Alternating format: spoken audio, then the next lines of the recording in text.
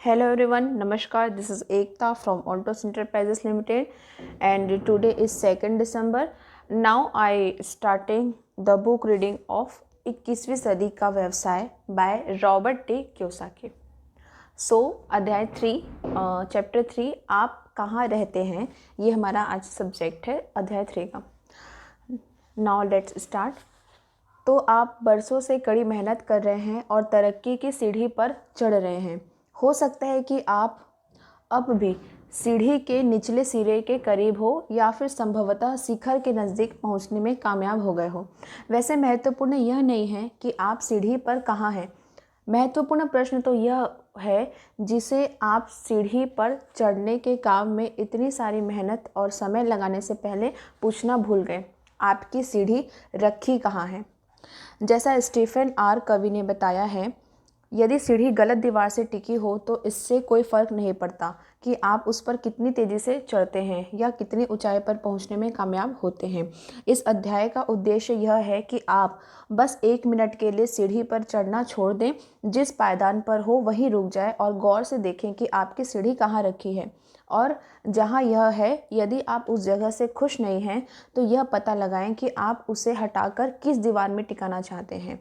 आप जो पैसा बनाते हैं वह कैसे बनाते हैं, ये हमारा टॉपिक है. अधिकांश लोग यह मानते हैं कि उनकी आर्थिक स्थिति इस बात से पता चलती है कि वे कितना ज़्यादा कमाते हैं या उनके पास कितनी ज़्यादा संपत्ति है, या इन दोनों का ही कोई तालमेल. बेशक आर्थिक स्थिति के समीकरण में ये दोनों ही बातें कुछ हद तक शामिल हैं. फोर्ब्स पत्रिका के अनुसार अमीर वह होता है जो हर साल $1 मिलियन से अधिक कमाता है. हर महीने लगभग हर महीने $83,333 या प्रति सप्ताह लगभग $20,000. और गरीब वह होता है जो साल भर में $25,000 से कम कमाता है. लेकिन इस बात को अनदेखा ना करें कि आपकी आमदनी की गुणवत्ता उसकी मात्रा से ज़्यादा महत्वपूर्ण होती है. दूसरे शब्दों में सिर्फ यही महत्वपूर्ण नहीं है कि आप कितना ज़्यादा कमाते हैं, बल्कि यह भी है कि आप उसे कैसे कमाते हैं. पैसा कहाँ से आता है. दरअसल कैश फ्लो के 4 अलग अलग स्रोत होते हैं. हर स्रोत दूसरे से बहुत अलग होता है. प्रत्येक स्रोत एक बिल्कुल अलग जीवन शैली को परिभाषित और तय करता है, चाहे आप कितना ही पैसा कमाते हो. रिच डैड पुअर डैड प्रकाशित होने के बाद मैंने आमदनी के इन 4 भिन्न संसारों की व्याख्या करने के लिए एक पुस्तक लिखी थी. कई लोगों का मानना है कि कैश फ्लो क्वाड्रेंट नामक यह पुस्तक मेरे द्वारा लिखी गई सबसे महत्वपूर्ण पुस्तक है. कारण यह है कि यह पुस्तक उन मुद्दों की तह तक जाती है जिन्हें समझना उन लोगों के लिए अनिवार्य है जो अपने जीवन में सच्चा परिवर्तन करने को तैयार हैं. कैश फ्लो क्वाड्रेंट का अर्थ है नगद आमदनी उत्पन्न करने वाले विभिन्न स्रोत.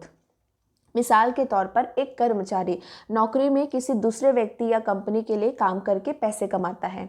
सेल्फ एम्प्लॉयड लोग अपने लिए काम करके पैसे कमाते हैं, चाहे वे अकेले काम करें या अपने छोटे व्यवसाय के माध्यम से. व्यवसाय का मालिक आमदनी प्रदान करने वाली किसी बड़ी कंपनी का स्वामी होता है, जिसकी आम परिभाषा यह है कि उसमें 500 या इससे अधिक कर्मचारी काम करते हो. निवेशक अपने विभिन्न निवेशों से धन कमाते हैं. दूसरे शब्दों में पैसा और अधिक पैसा उत्पन्न करता है. E इक्वल टू कर्मचारी, S equal to self employed या छोटा व्यापारी, B इक्वल टू व्यवसाय का स्वामी, and last I equal to निवेशक. आप किस क्वाड्रेंट में रहते हैं. दूसरे शब्दों में अपने जीवन यापन के लिए अधिकतर आमदनी आपको किस क्वाड्रेंट से प्राप्त होती है. ई क्वाड्रेंट, ये हमारा टॉपिक है. ई क्वाड्रेंट.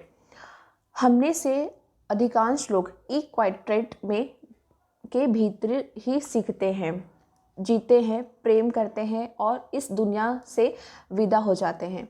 हमारे शिक्षा तंत्र और संस्कृति में शैशव काल से मृत्यु तक हमें यही प्रशिक्षण मिलता है कि हम ई क्वाड्रेंट के भीतर कैसे जिएं. इस संसार का कार्यकारी दर्शन वही है जो मेरे गरीब डैडी, मेरे वास्तविक पिता ने मुझे सिखाया था और जो बड़े होते समय शायद आपने भी सीखा होगा। स्कूल जाओ, जमकर पढ़ाई करो, अच्छे ग्रेड लाओ और किसी बेहतरीन कंपनी में बढ़िया लाभ देने वाली कोई अच्छी सी नौकरी कर लो। Second, S quadrant. कुछ लोग अधिक स्वतंत्रता के इच्छुक होते हैं और अपना जीवन अपने हिसाब से जीना चाहते हैं। इस इच्छा से प्रेरित होकर बहुत से लोग ई क्वाड्रेंट को छोड़कर एस क्वाड्रेंट में पलायन कर जाते हैं। यही वह जगह है जहां लोग अपने दम पर कुछ करने और अमेरिकी सपनों को साकार करने का निर्णय लेते हैं। एस क्वाड्रेंट में आमदनी के ढेरों जरिए होते हैं। जीवन की शुरुआत कर रहे किशोर, फ्रीलांस बेबी सिस्टर या लैंडस्केपर से लेकर ऊंची आमदनी वाले वकील, परामर्शदाता और सार्वजनिक वक्ता तक सभी लोग एस क्वाड्रेंट में आते हैं। लेकिन आप चाहे $8 प्रति घंटा कमा रहे हो या $80 प्रति वर्ष, एस क्वाड्रेंट आमतौर पर एक सुनहरा जाल होता है। नौकरी छोड़ते वक्त शायद आपने सोचा होगा कि आप अपने बॉस के चंगुल से छुटकारा पा रहे हैं, लेकिन वास्तव में हुआ यह है कि आपने सिर्फ बॉस बदला है। सही मायनों में आप अब भी कर्मचारी ही हैं। एकमात्र अंतर यह है कि अब जब आप अपनी समस्याओं के लिए अपने बॉस को दोष देना चाहते हैं तो वह बॉस आप स्वयं होते हैं। एस क्वाड्रेंट में जीना मुश्किल होता है क्योंकि इनमें आपको कोई धन्यवाद नहीं देता। यहाँ हर कोई आपको छीलने की कोशिश करता है। सरकार आपको छीलती है।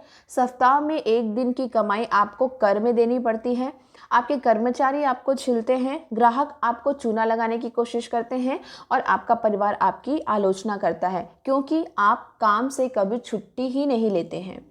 आप ले भी सकते हैं, अगर आपने छुट्टी ली तो आपका धंधा मार खाएगा।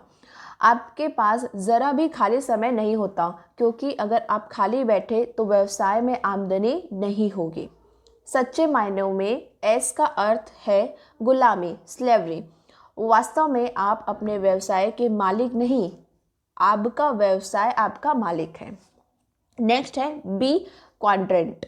बी क्वाड्रेंट वह स्थान है जहां लोग बड़ी बड़ी कंपनियां खड़ी करते हैं। एस व्यवसाय और बी व्यवसाय में अंतर यह होता है कि अपने एस व्यवसाय के लिए आप काम करते हैं जबकि आपका बी व्यवसाय आपके लिए काम करता है। मेरे पास कई बी व्यवसाय हैं जिनमें निर्माण, रियल एस्टेट, खनन कंपनियां और अन्य कई व्यवसाय शामिल हैं। जो लोग बी क्वाड्रेंट में जीते और काम करते हैं उन पर मंदी का खास असर नहीं होता क्योंकि अपनी आमदनी के स्रोत पर उनका पूरा नियंत्रण होता है। नेक्स्ट, आई क्वाड्रेंट। आई क्वाड्रेंट यह रॉकेट विज्ञान नहीं है। मेरे डैडी ने मोनोपोली व्यापार खेल के जरिए मुझे आई क्वाड्रेंट में जीना सिखाया था और हम सभी जानते हैं कि यह कैसे काम करता है। 4 हरे मकान, 1 लाल होटल, 4 हरे मकान, 1 लाल होटल। नौकरियां बदलने का अर्थ क्वाड्रेंट बदलना नहीं है। अब जरा मुझे यह स्पष्ट करने दें कि इन क्वाड्रेंट्स को समझना इतना महत्वपूर्ण क्यों है। आपने कितनी बार देखा है कि कोई व्यक्ति अपनी नौकरी के बारे में शिकायत करता है, फिर वह नौकरी बदल लेता है, लेकिन कुछ साल बाद आपको दोबारा वही पुरानी शिकायतें सुनने को मिलती है। मैं काफ़ी समय से कड़ी मेहनत कर रहा हूँ लेकिन मैं आगे नहीं बढ़ पा रहा हूँ। जब भी मेरी तनख्वाह बढ़ती है, हर बार कर और खर्च बढ़ जाने के कारण मैं बराबर हो जाता हूँ। मैं खाली स्थान भरे यह करना चाहूँगा, लेकिन जीवन के इस दौर में दोबारा कॉलेज जाकर कोई नया पेशा नहीं सीख सकता। यह नौकरी घटिया है, मेरे बॉस घटिया है, जीवन घटिया है, आदि आदि आदि। ये और इन्हीं जैसी दर्जनों अन्य बातें बताती है कि वह व्यक्ति फंसा हुआ है। वैसे दरअसल वह किसी खास नौकरी में नहीं बल्कि एक खास क्वाड्रेंट के चंगुल में फंसा हुआ है। समस्या यह होती है कि ज़्यादातर मौक़ों पर जब लोग अपने जीवन में सचमुच कोई परिवर्तन करते हैं तो वे बस अपनी नौकरी बदलते हैं, जबकि उन्हें क्वाड्रेंट को बदलना चाहिए था। अधिकांश लोग बाएं हाथ वाले हिस्से ई और एस क्वाड्रेंट में ही रहते हैं। हम यहीं पर बड़े होते हैं और जीने की प्रशिक्षण प्राप्त करते हैं। हमें बताया जाता है अच्छे ग्रेड लाओ ताकि तुम्हें कोई अच्छी नौकरी मिल जाए, लेकिन आपके ग्रेड से बी क्वाड्रेंट में कोई फर्क नहीं पड़ता। आपका बैंकर आपका रिपोर्ट कार्ड नहीं देखना चाहता है, वह तो आपका फाइनेंशियल स्टेटमेंट देखना चाहता है। नौकरी के इन पुराने तंत्रों को तोड़ना और अपनी खुद की आमदनी के नए स्रोत उत्पन्न करना बहुत ज़रूरी है, क्योंकि इसके बाद ही आप आर्थिक तूफान से मुकाबला करने की सर्वश्रेष्ठ स्थिति में आते हैं। सिर्फ इसलिए क्योंकि अपनी सालाना आमदनी को तय करने के लिए आप किसी बॉस या अर्थव्यवस्था पर निर्भर नहीं होते, अब इसे आप खुद तय करते हैं। कम से कम 80% लोग इस रेखा चित्र के बाएं हिस्से में जाते हैं, खास तौर पर ई क्वाड्रेंट में।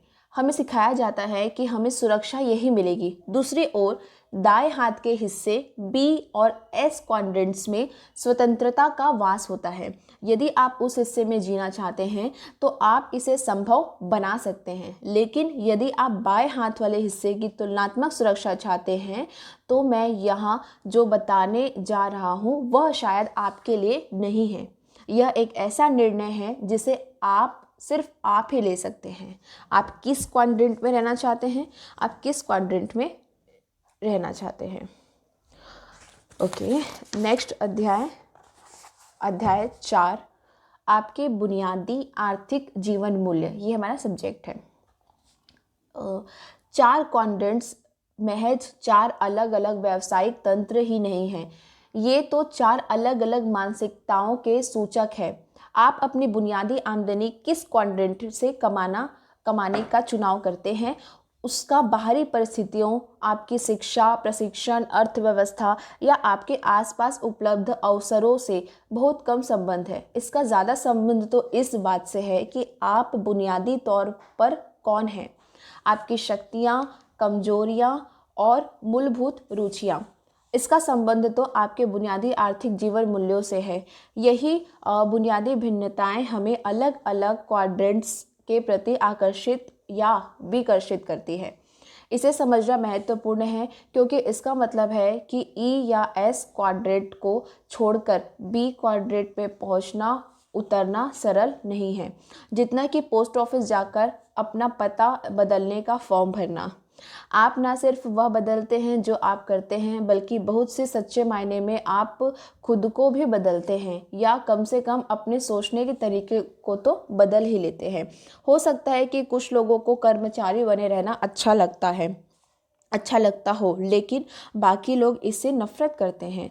कुछ लोग कंपनियों के मालिक तो बनना चाहते हैं, लेकिन उन्हें चलाना नहीं चाहते। कुछ लोगों को निवेश से प्रेम होता है, जबकि दूसरों को इनमें पैसा गंवाने का जोखिम ही जोखिम नज़र आता है। हम में से अधिकांश लोगों में ये सभी प्रवृत्तियाँ कम या अधिक मात्रा में मौजूद रहती है। इस बात पर गौर करना भी महत्वपूर्ण है कि आप इन चारों क्वाड्रेंट्स में ही अमीर या गरीब बन सकते हैं। हर क्वाड्रेंट में लोगों ने करोड़ों कमाए हैं और ऐसे भी लोग हैं जो हर क्वाड्रेंट में दिवालिया हुए हैं। यह बात गांठ बांध ले कि किसी क्वाड्रेंट में रहने भर से ही आपकी आर्थिक सफलता सुनिश्चित नहीं हो जाती। लोगों की बातचीत सुनकर ही आप समझ सकते हैं कि वे किस क्वाड्रेंट में रहते हैं। जब मैं 9 साल का था तो अपने अमीर डैडी के साथ बैठने लगा था। जब वे कर्मचारियों की नियुक्ति करते समय उनका इंटरव्यू लेते थे, इन इंटरव्यूज़ में मैंने यह सीखा कि शब्दों के माध्यम से लोगों की बुनियादी जीवन मूल्यों को कैसे समझा जाए। मेरे अमीर डैडी कहते थे कि वे जीवन मूल्य उनकी आत्माओं से निकलते थे। यहाँ हर क्वाड्रेंट से निकलने वाले कुछ प्रमुख वाक्य बताए जा रहे हैं, जिनमें से प्रत्येक के बुनियादी जीवन मूल्य का एक रेखा चित्र भी है। ई क्वाड्रेंट के जीवन मूल्य। मैं एक सुरक्षित नौकरी की तलाश कर रहा हूँ जिसमें अच्छी तनख्वाह मिले और उसके अलावा उत्कृष्ट लाभ भी मिलते हो। ई क्वाड्रेंट में रहने वाले व्यक्ति का बुनियादी जीवन मूल्य होता है सुरक्षा। हो सकता है कि आप किसी कंपनी के वाइस प्रेसिडेंट हो और आपको मोटी तनख्वाह मिलती हो, लेकिन इसके बावजूद आपके बुनियादी जीवन मूल्य कंपनी के गेटकीपर जैसे हो, जिसे आपसे 10 गुना कम तनख्वाह मिलती है। ई क्वाड्रेंट वाला व्यक्ति, चाहे वह गेट कीपर हो या प्रेसिडेंट, अक्सर ऐसे शब्द सोचता या कहता है, मैं फ़ायदों वाली किसी सुरक्षित नौकरी की तलाश कर रहा हूँ, या ओवर टाइम के लिए हमें कितना मिलेगा, या हमें कितनी सवैतनिक छुट्टियाँ मिलेंगी। जब मैं ई क्वाड्रेंट वाले किसी व्यक्ति के से बात करते वक्त कहता हूँ कि मुझे व्यवसाय शुरू करना बहुत अच्छा लगता है, तो वह अक्सर ऐसी टिप्पणी करता है, वह तो ठीक है, लेकिन क्या इसमें जोखिम नहीं है? हम सभी जीवन को अपने बुनियादी जीवन मूल्यों के चश्मे से देखते हैं। मुझे जो चीज़ रोमांचक लगती है, हो सकता है कि वह किसी और को डरावनी लगे। इसलिए ई और एस क्वाड्रेंट के लोगों के साथ रहते वक्त मैं आमतौर पर मौसम, खेल या टेलीविज़न कार्यक्रमों के बारे में बातचीत करता हूँ। नेक्स्ट, एस क्वाड्रेंट के जीवन मूल्य। अगर आप कोई काम सही चाहते हैं तो उसे खुद करें। एस क्वाड्रेंट के लोगों का बुनियादी जीवन मूल्य होता है स्वतंत्रता। वे अपना मनपसंद काम करने की स्वतंत्रता चाहते हैं। जब कोई व्यक्ति कहता है मैं नौकरी छोड़कर अपना खुद का काम धंधा शुरू करने जा रहा हूँ, तो समझ लीजिए वह ई क्वाड्रेंट से एस क्वाड्रेंट की ओर कदम बढ़ा रहा है। ओके। एस क्वाड्रेंट में छोटे व्यापारी, किराना दुकानों के मालिक, विशेषज्ञ और परामर्शदाता आते हैं। मिसाल के तौर पर, मेरा एक मित्र अमीरों के घर में बड़े स्क्रीन वाले टेलीविज़न, फ़ोन सिस्टम और सिक्योरिटी सिस्टम लगाता है। अपनी मदद के लिए उसने 3 कर्मचारी रख लिए हैं और वह सिर्फ इन तीनों का बॉस बनकर ही खुश है। वह पक्का और मेहनती एस है। रियल एस्टेट एजेंट्स, बीमा ब्रोकर्स आदि कमीशन पर काम करने वाले सेल्स पीपल भी एस क्वाड्रेंट में ही आते हैं। एस क्वाड्रेंट में पेशेवर लोग भी भरे पड़े हैं, जैसे डॉक्टर, वकील और अकाउंट्स, जो किसी बड़ी चिकित्सीय, कानूनी या अकाउंटिंग कंपनी में काम ना करते हो। एस क्वाड्रेंट में रहने वाले लोग अक्सर अपने दिमाग या हाथों के काम पर बहुत गर्व करते हैं। यदि उनका कोई सूत्र वाक्य होता है तो वह होता है, कोई भी इसे मुझसे बेहतर तरीके से नहीं करता है, या फिर होता है, मेरा तरीका ही सबसे सही है।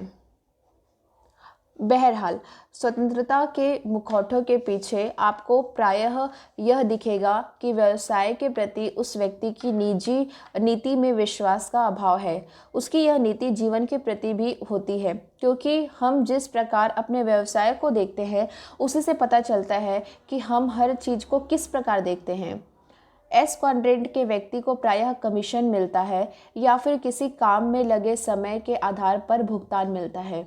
मिसाल के तौर पर, एस क्वाड्रेंट का व्यक्ति इस प्रकार से शब्द कह सकता है, मेरा कमीशन कुल खरीदी के भाव का 6% है, या मेरी फीस $100 प्रति घंटा है, या लागत के अलावा मैं 10% फीस लेता हूँ।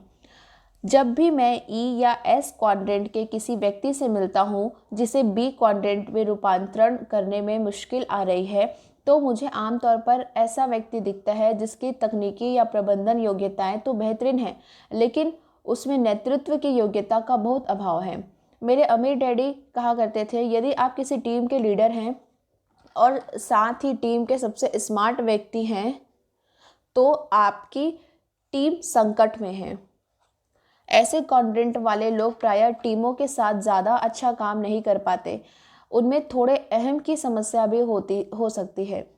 एस से बी क्वाड्रेंट में छलांग लगाने के लिए आपको तकनीकी नहीं बल्कि नेतृत्व योग्यताओं में ऊंची छलांग लगाने की ज़रूरत होती है। जैसा मैं पहले भी कई बार कह चुका हूँ, असली दुनिया में ए ग्रेड वाले विद्यार्थी प्रायः सी ग्रेड वाले विद्यार्थियों के लिए काम करते हैं। वाओ करते हैं और बी ग्रेड वाले विद्यार्थी सरकार के लिए काम करते हैं।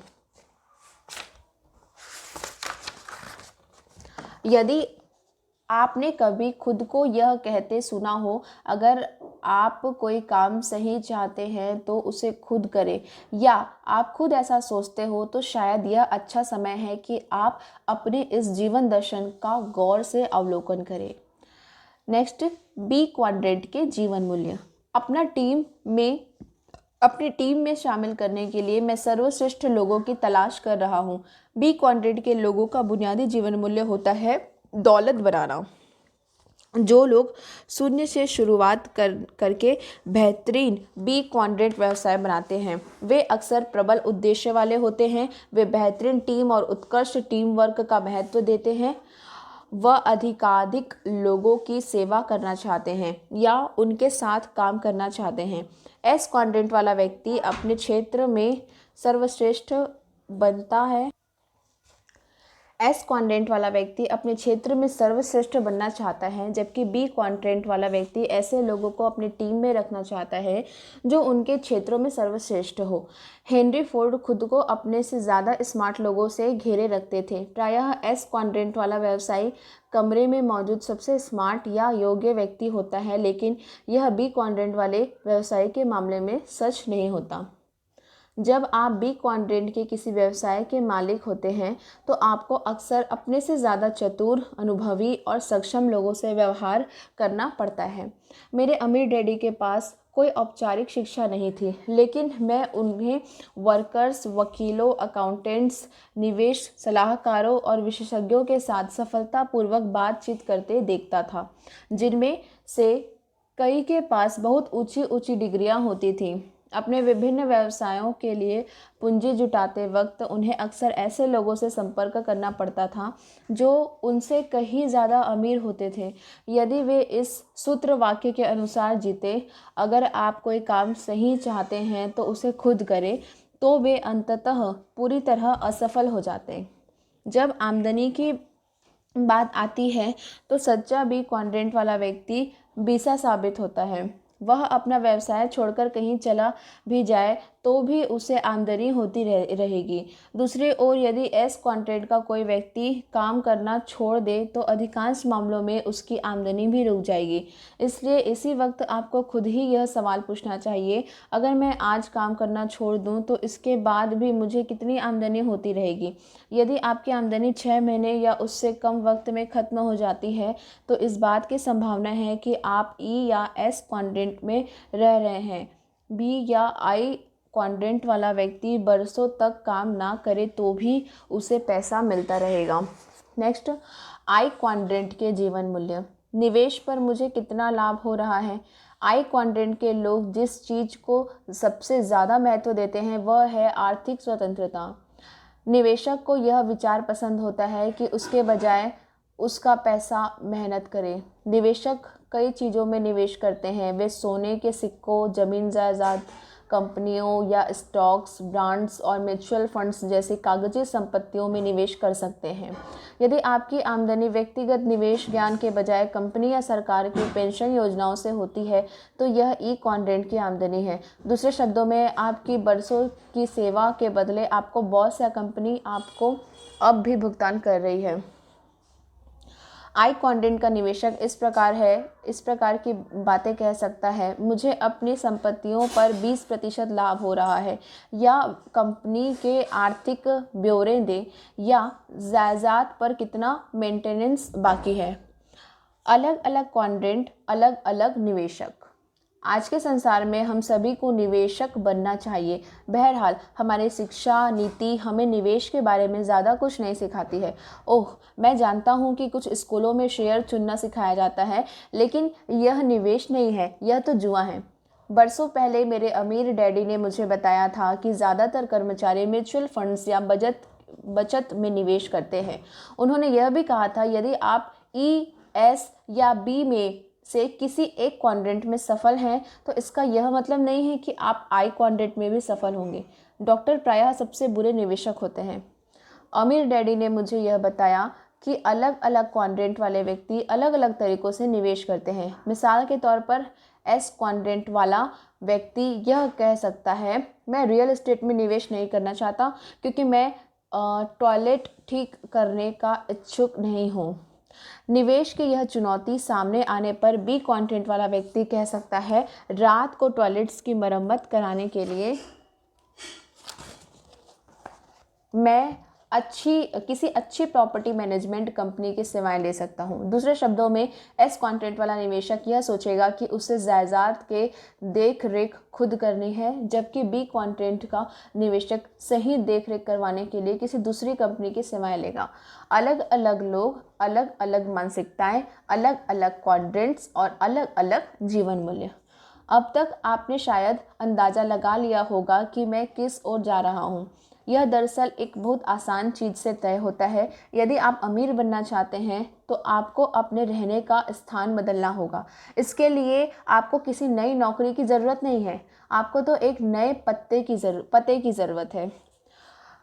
यदि आप अपने जीवन और तकदीर पर नियंत्रण पाना चाहते हैं, यदि आप वास्तविक स्वतंत्रता यानी अपने मनचाहे निशाने लगाने, अपनी दिनचर्या निर्धारित करने, अपने परिवार के साथ और अकेले समय बिताने, अपने मनपसंद काम करने की स्वतंत्रता चाहते हैं, अगर आप वैसा जीवन जोश भरा, रोमांचपूर्ण और संतुष्टि भरा जीवन जीना चाहते हैं जिसके लिए आपको इस पृथ्वी पर भेजा गया है, यानी संक्षेप में अगर आप अमीर और अमीरों जैसा जीवन जीना चाहते हैं, तो अब समय आ गया है कि आप अपना बोरिया बिस्तर बांधकर किसी दूसरी जगह पर चले जाएं।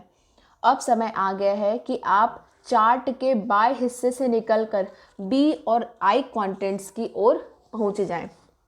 नेक्स्ट अध्याय 5, उद्यमी की मानसिकता। कॉलेज पूरा करने के बाद मैंने MBA करने के लिए एक पारंपरिक बिजनेस स्कूल में नाम लिखा लिया ताकि मैं एक प्रशिक्षित और शिक्षित उद्यमी बन सकूं। बहरहाल 9 महीनों बाद ही मैंने बिजनेस स्कूल छोड़ दिया। यह कहने की ज़रूरत नहीं है कि वहाँ से निकलते समय मुझे MBA की डिग्री नहीं मिली। आजकल बिजनेस स्कूल्स मुझे अक्सर उद्यमिता की कक्षाओं में विद्यार्थियों के सामने व्याख्यान देने के लिए आमंत्रित करने लगे हैं। मुझे शायद यह बताने की ज़रूरत नहीं है कि कई बार मुझे यह बड़ा अजीब लगता है। ये विद्यार्थी मुझसे जो आम सवाल पूछते हैं वे इस प्रकार के होते हैं: मुझे निवेशक कहाँ मिलेंगे और मैं पूंजी कैसे इकट्ठा करूंगा। मैं ऐसे सवालों को बखूबी समझता हूं क्योंकि इन्होंने मुझे तब बहुत सताया था जब मैं पारंपरिक नौकरी की सुरक्षा छोड़कर खुद उद्यमी बना था। मेरे पास पैसा नहीं था और कोई भी मेरे व्यवसाय में निवेश नहीं करना चाहता था। बड़ी बड़ी वेंचर कैपिटल फर्म्स मेरे दरवाजे पर दस्तक नहीं दे रही थी। तो मैं बिज़नेस स्कूल के इन विद्यार्थियों को क्या जवाब देता? मैं उनसे कहता हूँ, आप बस इसे कर देते हैं। आप इसे इसलिए करते हैं क्योंकि आपको यह करना ही होता है। यदि आप इसे नहीं करते हैं तो व्यवसाय से बाहर हो जाते हैं। आज हालांकि मेरे पास पर्याप्त धन है, लेकिन मैं सिर्फ पूंजी जुटाता हूँ। किसी उद्यमी के लिए यह नंबर 1 काम है। हम 3 समूहों से पूंजी जुटाते हैं: ग्राहक, निवेशक और कर्मचारी। उद्यमी के रूप में आपका काम ग्राहकों को अपने प्रोडक्ट्स खरीदने के लिए प्रेरित करना है। यदि आपको ग्राहक मिल सके जो आपके प्रोडक्ट्स खरीदने के एवज में आपको पैसे दे तो आपके निवेशक आपको बहुत सारे पैसे देंगे। और यदि आपके पास कर्मचारी हो तो आपका काम उन्हें दी जाने वाले तनख्वाह से कम 10 गुना अधिक उत्पादन करवाना है। यदि आप अपने कर्मचारियों से उनकी तनख्वाह का 10 गुना उत्पादन नहीं करवा सकते तो आप व्यवसाय से बाहर हो जाते हैं। और अगर ऐसा होता है तो फिर आपको पूंजी जुटाने की कोई ज़रूरत ही नहीं रह जाती। यह वह जवाब नहीं है जिसकी ज़्यादातर MBA विद्यार्थियों को तलाश होती है। अधिकांश को तो किसी जादुई फॉर्मूले, किसी गोपनीय नुस्खे या अमीर बनने की फटाफट व्यावसायिक योजना की तलाश रहती है। मेरे इस जवाब की उम्मीद तो शायद उनके शिक्षकों को भी नहीं होती, क्योंकि जब मैं यह बात बोलता हूँ तब वे कसमसा रहे होते हैं। क्योंकि भले ही वे उद्यमिता सिखाते हैं, लेकिन उनमें से अधिकांश खुद उद्यमी नहीं होते। उनके पास तो स्थायी तनख्वाह वाली स्थायी नौकरी होती है और वे लंबे समय तक वही काम करने की उम्मीद करते हैं। मेरा मूल मुद्दा यह नहीं है कि हर व्यवसाय में आपको पूंजी जुटानी पड़ती है। वास्तव में जिस बिजनेस मॉडल के बारे में मैं आपको इस पुस्तक में बताने वाला हूँ, उसमें आपका अपना व्यवसाय शुरू करने के लिए पूंजी जुटाने की कोई ज़रूरत नहीं होती, क्योंकि यह काम तो आपके लिए कोई दूसरा पहले ही कर चुका है, लेकिन आपको खुद अपना व्यवसाय खड़ा करना पड़ता है। मेरा मूल मुद्दा यह है कि उद्यमी की इस परिभाषा पर गौर करें। आप चीज़ें घटित करवाते हैं, आप यात्रियों की कतार से बाहर निकलते हैं, बस के अगले हिस्से तक चलकर जाते हैं और अपने जीवन की ड्राइविंग सीट पर बैठ जाते हैं। उद्यमी बनने के लिए किस चीज़ की ज़रूरत होती है? उद्यमी ही संसार के सबसे अमीर लोग होते हैं। हम कुछ मशहूर उद्यमियों के नाम जानते हैं, जैसे रिचर्ड ब्रांसन और डोनाल्ड ट्रंप, ओपरा विनफ्री और स्टीव जॉब्स, रूपर्ट मर्चांट और टेड टर्नर। लेकिन सबसे दौलतमंद उद्यमी वे लोग हैं जिनके बारे में आपने और मैंने कभी नहीं सुना होगा, क्योंकि पत्र पत्रिकाएं उन पर ज़्यादा ध्यान नहीं देती है। वे शांति से अपना अमीर जीवन जीते रहते हैं। मैंने अक्सर लोगों को यह बहस करते सुना है, उद्यमी पैदा होते हैं या उन्हें बनाया जा सकता है। कुछ लोग सोचते हैं कि खास लोग ही उद्यमी बन सकते हैं या उसके लिए किसी जादुई चीज़ की ज़रूरत होती है। मेरे ख्याल से उद्यमी बनना इतना बड़ा मामला नहीं है, आप बस इसे कर देते हैं। आइए मैं आपको एक उदाहरण देता हूँ। मेरे इलाके में एक किशोरी है जिसका बेबी सिटिंग का व्यवसाय फल फूल रहा है। उसने जूनियर हाई स्कूल में अपने सहपाठियों को इस काम के लिए नियुक्त कर रखा है। वह एक उद्यमी है। एक और लड़का स्कूल के बाद छुटपुट कामों का व्यवसाय करता है। वह एक उद्यमी है। अधिकांश बच्चों के मन में डर नहीं होता, अधिकांश वयस्कों के मन में डर के सिवा कुछ नहीं होता। आज ऐसे करोड़ लोग हैं जो अपनी नौकरी छोड़कर उद्यमी बनने की, खुद का व्यवसाय चलाने के सपने देख रहे हैं। लेकिन समस्या यह है कि अधिकांश लोगों का सपना सिर्फ सपना ही रह जाता है, हकीकत नहीं बन पाता। तो सवाल यह है, इतने सारे लोग उद्यमी बनने के अपने सपने को साकार करने में असफल क्यों हो जाते हैं? मेरा एक मित्र बेहतरीन हेयर स्टाइलिस्ट है। महिलाओं को सुंदर बनाने के मामले में वह जादूगर है। बरसों से वह अपना खुद का सैलून खोलने की बातें कर रहा है। उसके पास बड़ी बड़ी योजनाएं हैं, लेकिन दुखद बात यह है कि वह अब भी छोटे पैमाने पर ही काम कर रहा है।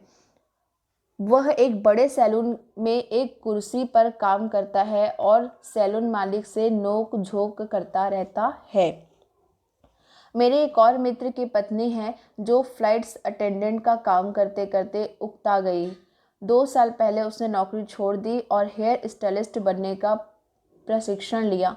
1 महीने पहले उसने अपने सैलून का भव्य उद्घाटन किया। वहाँ का माहौल बेहतरीन है और उसने वहाँ काम करने के लिए कुछ सबसे अच्छे हेयर स्टाइलिस्ट को आकर्षित कर लिया है। जब मेरे पहले मित्र ने उस महिला के सैलून के बारे में सुना तो वह बोला, वह सैलून कैसे खोल सकती है? उसके पास तो कोई योग्यता नहीं है, उसके पास इसकी प्रतिभा भी नहीं है। उसने न्यूयॉर्क में प्रशिक्षण नहीं लिया है जहां मैंने लिया था, और इसके अलावा उसके पास नाम मात्र का भी अनुभव नहीं है। देखना, वह 1 साल में ही असफल हो जाएगी। हो सकता है कि वह महिला असफल हो जाए। आंकड़े बताते हैं 90% व्यवसाय पहले 5 साल में नाकाम हो जाते हैं। दूसरी ओर यह भी हो सकता है कि वह असफल ना हो। मुद्दे की बात यह है कि वह अपना मनचाहा काम कर रही है। उसने यह समझ लिया है कि साहस में हमारे जीवन को आकार देने की प्रबल शक्ति होती है।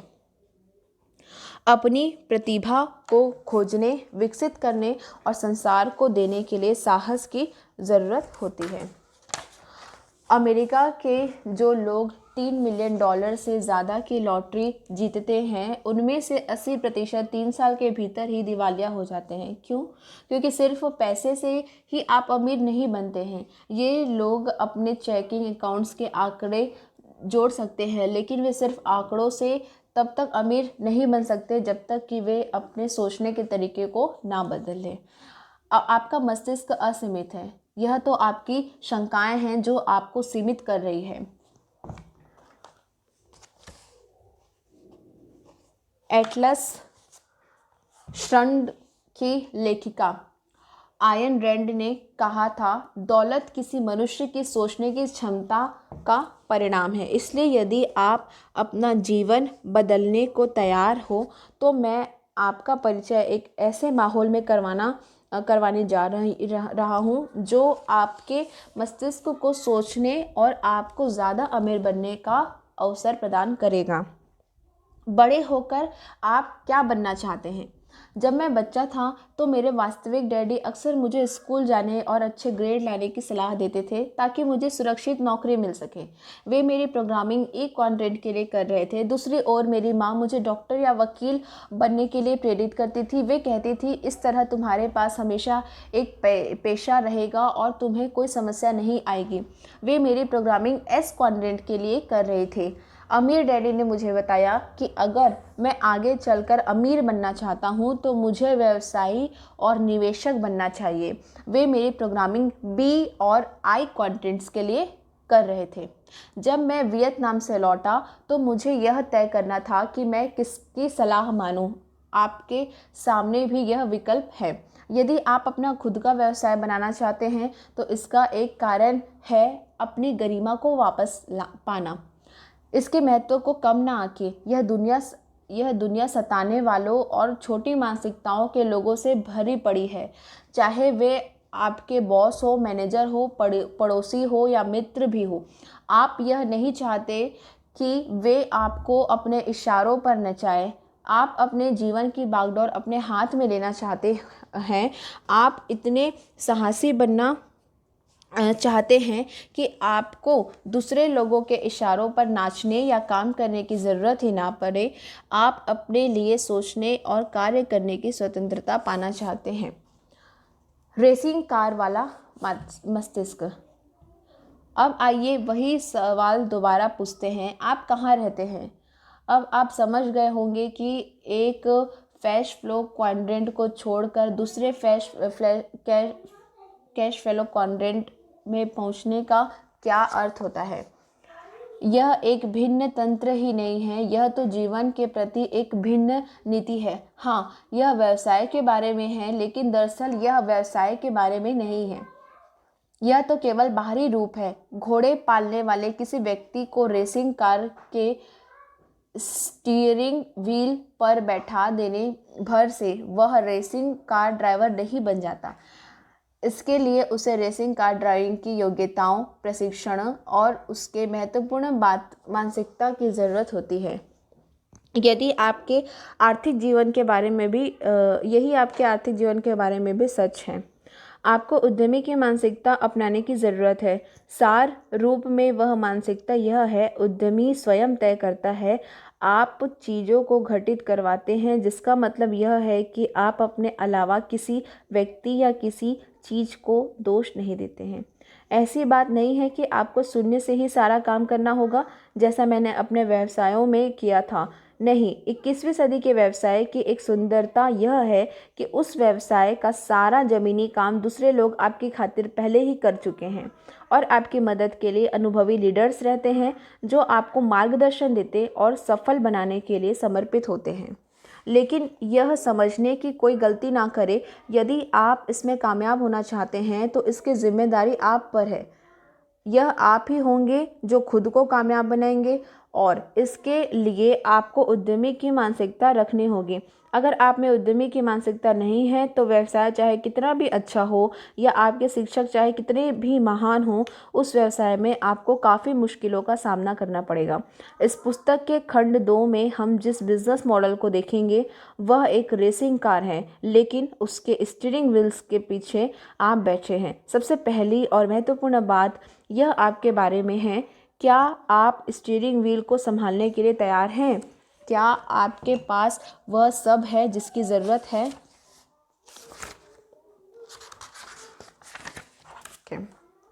अध्याय 6।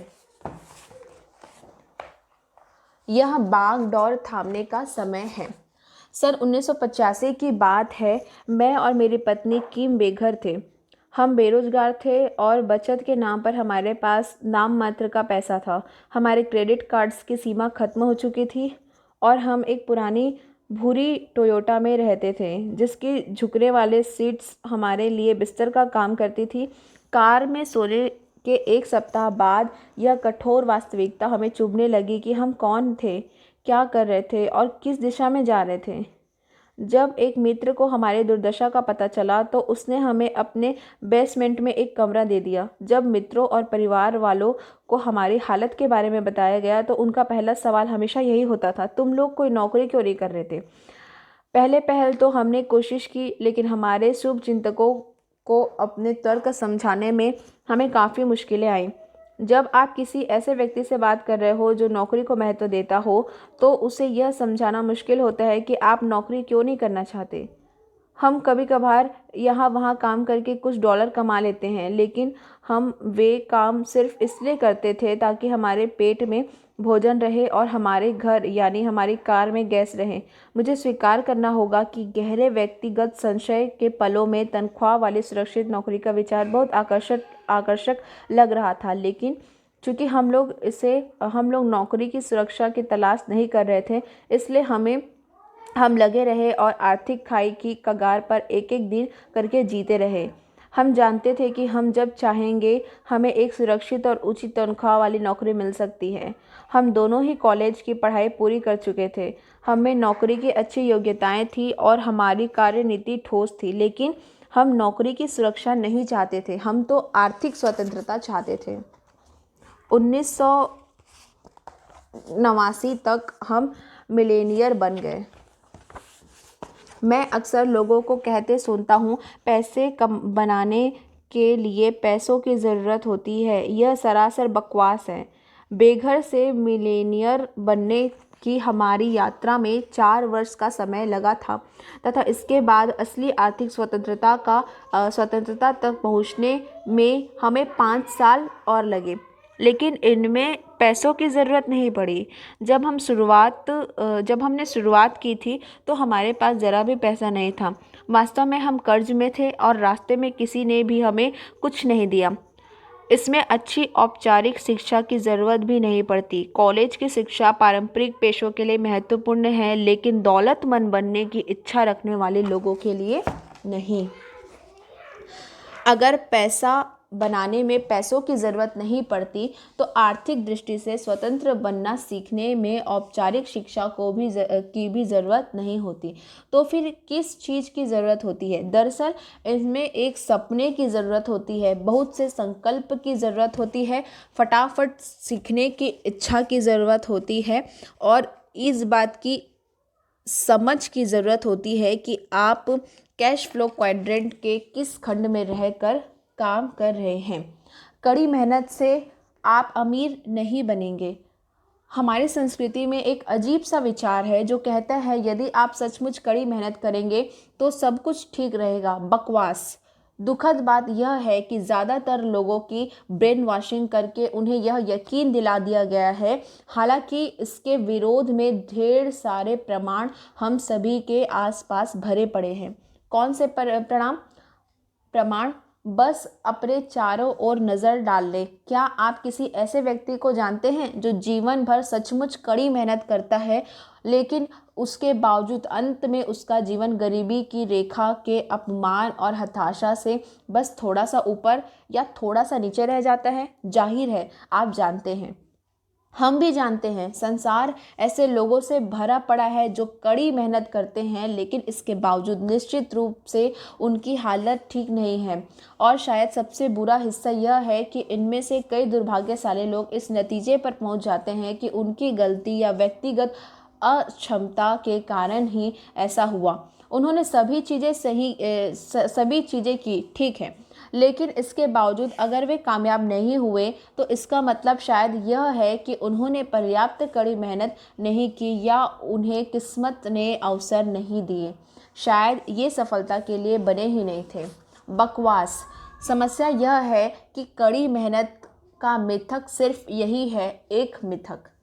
देखिए, मुझे गलत ना समझें, मैं यह नहीं कह रहा हूँ कि दौलत बनाने और आर्थिक स्वतंत्रता पाने में कड़ी मेहनत नहीं लगती है और बहुत ज़्यादा लगती है। मुझे उम्मीद है कि आप इतने नादान नहीं हैं कि उन मूर्खों की बात पर यकीन कर लें जो आपसे कहते हैं कि वे आपको दौलत पाने का ऐसा तरीका बता सकते हैं जो आसान है परंतु कामयाब हो जाता है या उसमें ज़रा भी मेहनत नहीं लगती है। क्योंकि यदि आप इतने नादान हैं तो मैं एक ऐसे पूल के बारे में जानता हूँ जिसे आप सचमुच सस्ते में खरीद सकते हैं और सब प्राइम मार्केटेज या क्रेडिट डिफ़ॉल्ट स्पेंस का पूरा तंत्र आपके लिए बिल्कुल सही हो सकता है। नहीं, इसमें कड़ी मेहनत की ज़रूरत होती है। असल सवाल यह है, आप किस काम में बड़ी मेहनत करते हैं। मुझे लगता है आप कह रहे होंगे किस काम में? जाहिर है पैसे बनाने में। लेकिन इतनी जल्दबाजी ना करें, क्योंकि हमारी सांस्कृतिक सोच की इस दुखद भूल के पीछे यह कठोर सच्चाई छिपी है। पैसे बनाने में कड़ी मेहनत करने से दौलत कभी नहीं बन पाएगी। जो लोग आमदनी के लिए काम करते हैं वे बहुत मेहनत करते हैं, लेकिन उन पर ज़्यादा कर लगता चला जाता है।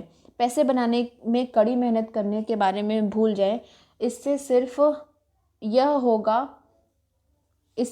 होगा कि आप उसे खर्च कर देंगे और इसके बाद आपको दोबारा कड़ी मेहनत करनी होगी। आप पूछ सकते हैं, ठीक है तो मैं क्या करूं? आप नियंत्रण अपने हाथ में लें। किस चीज़ का नियंत्रण? देखिए, चाहे आप कितनी ही बड़ी कोशिश कर लें, आप जीवन की ज़्यादातर चीज़ों को नियंत्रित नहीं कर सकते। आप बाज़ार को नियंत्रित नहीं कर सकते, आप कर्मचारियों को नियंत्रित नहीं कर सकते, आप अर्थव्यवस्था को भी नियंत्रित नहीं कर सकते। तो फिर आप किसे नियंत्रित कर सकते हैं? दरअसल आप अपनी आमदनी के स्रोत को नियंत्रित कर सकते हैं। समस्या: व्यवसाय खड़ा करना ही वह तरीका है जिससे अधिकांश बहुत अमीर लोग अमीर बने हैं। बिल गेट्स ने माइक्रोसॉफ्ट की स्थापना की, माइकल डेल ने अपने डॉर्मेट्री के कमरे में डेल कंप्यूटर्स की स्थापना की। बहरहाल बी क्वाड्रेंट में सचमुच जीने वाले लोगों की संख्या ऐतिहासिक दृष्टि से बहुत बहुत कम रही है। सच्ची दौलत उत्पन्न करने के लिए वह क्वाड्रेंट सबसे अच्छी जगह है। लेकिन इसमें प्रवेश करने के लिए कुछ अवरोधों को पार करना होता है, जिनकी वजह से अधिकांश लोग बाहर ही रह जाते हैं। एक बात तो यह है कि अधिकांश लोगों के पास उतना पैसा नहीं होता जिसकी ज़रूरत उन्हें अपना खुद का व्यवसाय शुरू करने के लिए होती है। आज की तारीख में अपना व्यवसाय शुरू करने में औसतन $5 मिलियन का खर्च आता है। दूसरी बात यह है कि शून्य से व्यवसाय खड़ा करना अमीर बनने के सबसे जोखिम भरे तरीकों में से एक है। लगभग 90% व्यवसाय पहले 5 वर्षों में ही असफल हो जाते हैं, और अगर आपका नया व्यवसाय असफल हो जाता है तो ज़रा अंदाज़ा लगाएं कि $5 मिलियन किसके डूबेंगे। व्यवसाय करने के मेरे शुरुआती वर्षों में मैं 2 बार असफल हुआ। हालांकि मैं कभी दिवालिया नहीं हुआ और मुझे कभी कोई शासकीय सहायता भी नहीं मिली, लेकिन इसमें मेरे कई $मिलियन डूब गए। आमतौर पर जब आप खुद का व्यवसाय शुरू करते हैं तो आपको यह सुनिश्चित करना होता है कि जगह के किराए, बिजली पानी के बिलों और बाकी ज़रूरी खर्चों का भुगतान हो, आपके कर्मचारियों को भुगतान हो और आपके सप्लायर्स को भुगतान हो, वरना आप बिजनेस से बाहर हो जाएंगे। अब ज़रा अंदाज़ा लगाएं, भुगतान किसे नहीं मिलता? आपको। जब आप कोई नया व्यवसाय शुरू करते हैं और यहाँ मैं एक सफल व्यवसाय के बारे में बात कर रहा हूँ, तो आपको 5 से 10 साल तक बिना भुगतान के काम करना पड़ सकता है। कीम और मेरी कहानी को याद करें, जो अपनी पुरानी टोयोटा में सो रहे थे। वह मज़ेदार नहीं था। हम नौकरी कर रहे थे जिससे तत्काल हमारे सिर के ऊपर छत मुहैया हो सकती थी, लेकिन यह चाहे जितना दुखद रहा हो, और मेरा यकीन माने यह था, हमने नौकरी करने के बजाय बेघर रहने का विकल्प चुना, क्योंकि हमें व्यवसाय का स्वामी बनने और बी क्वाड्रेंट में रहने के अपने सपने का पूरा यकीन था। अधिकांश लोगों में इन परिस्थितियों से मुकाबला करने का मानसिक, भावनात्मक, शारीरिक व आर्थिक जीवट नहीं होता। यह निर्मम हो सकता है और आमतौर पर ऐसा होता भी है। एक फ्रेंचाइजी ले तो फ्रेंचाइजी लेने से जोखिम बहुत कम हो जाता है। मैकडॉनल्ड्स या सबवे जैसा प्रतिष्ठित फ्रेंचाइजी होने पर आपकी सफलता की संभावनाएं काफ़ी अच्छी हो जाती है और ज़्यादातर ज़मीनी काम बनाया मिल जाता है। लेकिन आप अब भी सबसे पहले और सबसे बड़ी समस्या पर अटक जाते हैं। ऐसा फ्रेंचाइज लेने के लिए आपको नगद पैसे देने पड़ते हैं। किसी प्रतिष्ठित फ्रेंचाइज को खरीदने की लागत $1 लाख से लेकर $15 लाख या इससे भी ज़्यादा हो सकती है, और यह तो सिर्फ फ्रेंचाइजी के अधिकार खरीदने का खर्च है। इसके बाद आपको प्रशिक्षण, विज्ञापन और समर्थन के लिए मुख्यालय को जो मासिक भुगतान करना होता है वह अलग होता है, और इस सारे समर्थन के बावजूद सचमुच दौलतमंद बन जाने की कोई गारंटी नहीं होती। लेकिन कई बार तो फ्रेंचाइजी घाटे में चलने के बावजूद फ्रेंचाइजी मालिक या मुख्यालय को भुगतान भेजना होता है। भले ही आप उन लोगों में हो जिनका फ्रेंचाइजी सफल हो जाता है, लेकिन इस बात की काफ़ी संभावना है कि पहले कुछ सालों में आप खुद खास पैसे नहीं कमा पाएंगे। और यह भी याद रखें, 3 में से 1 फ्रेंचाइजी अंततः डूब जाता है। जब मेरे गरीब डैडी 50 साल के थे तो उन्होंने हवाई के राज्यपाल के खिलाफ चुनाव लड़ने का दुस्साहसन किया, और वे जिसके खिलाफ लड़ रहे थे वह और कोई नहीं, उनके तत्कालीन बॉस ही थे। इसके बाद क्या हुआ, आप सहज ही अंदाज़ा लगा सकते हैं। गरीब डैडी न सिर्फ चुनाव हार गए, बल्कि उनके बॉस ने उन्हें नौकरी से भी निकाल दिया और साफ शब्दों में बता दिया कि वे दोबारा कभी हवाई में नौकरी नहीं कर पाएंगे। डैडी ने अपनी सारी बचत बटोर कर एक लोकप्रिय फ्रेंचाइजी खरीद ली, जिनके बारे में कहा जाता था कि यह फ्रेंचाइजी कभी नहीं डूब सकता। जो फ्रेंचाइजी कभी नहीं डूब सकता वह डूब गया, और साथ में मेरी डैडी भी। दरअसल उनका सब कुछ डूब गया। सिद्धांततः फ्रेंचाइजी का विचार बेहतरीन है, लेकिन वास्तव में यह एक जुआ है, और यह एक ऐसा जुआ है जिसमें आपको टेबल पर पहुंचने और खेलने का अवसर पाने के लिए बहुत भारी कीमत चुकानी पड़ती है।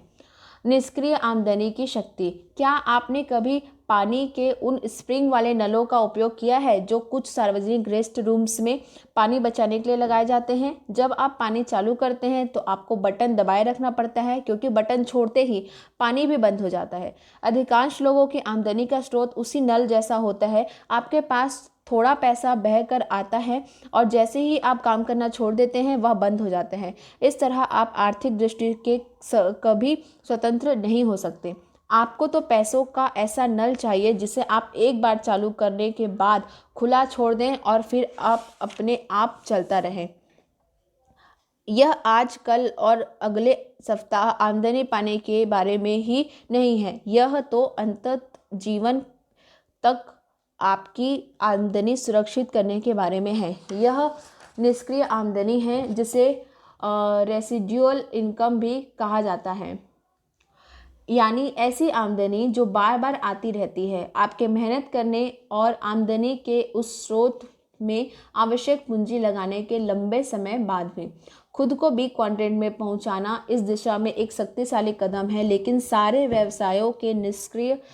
व्यवसायों में निष्क्रिय आमदनी नहीं मिलती है। यदि आप किसी रेस्तरां के मालिक हैं तो आपको आमदनी तभी होगी जब आप खाना बनाएंगे और बेचेंगे। यदि आप एयर कंडीशनर की मरम्मत करने के व्यवसाय में हैं तो आपको आमदनी तभी होगी जब आप वह सेवा प्रदान करेंगे। यहाँ तक कि ऊंची आमदनी वाले डॉक्टर और वकील भी पैसा सिर्फ तभी कमाते हैं जब वे रोगियों या मुवक्किलों से मिलते हैं। यदि किसी रोगी या मुवक्किलों को किसी विशेष सप्ताह में उनके ज्ञान या सेवाओं की आवश्यकता नहीं है तो उनकी आमदनी का नल बंद हो जाता है और उस सप्ताह उनमें से कोई पैसा नहीं आता है। अधिकांश लोगों को निष्क्रिय आमदनी उत्पन्न करने वाले मार्ग की ज़रूरत होती है।